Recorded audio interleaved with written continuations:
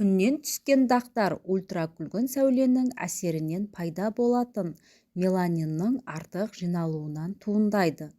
Мұндай дақтарды кетіру үшін келесіде көрсетілген тәсілдер көмектеседі. Үй жағдайындағы табиғи тәсілдер. Бірінші тәсіл – лимон шырыны және бал ағартушы қасиет береді.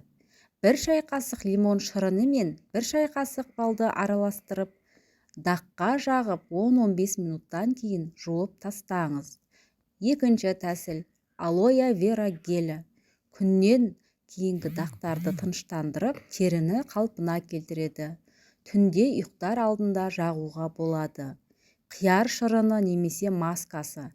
Бұл теріні ағартуға және ылғалдандыруға көмектеседі. Дәріханалық және косметикалық құралдар. С витамині теріні ағартады және түсін тегістейді.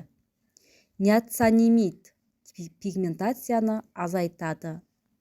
Азелайн қышқылы дақтарға қарсы тиімді. Косметолог ұсынатын процедуралар.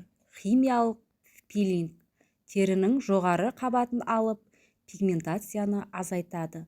Лазерлік терапия пигментті дәл көздеп, теріден жояды. Микродермабразия теріні тазалап жаңартады.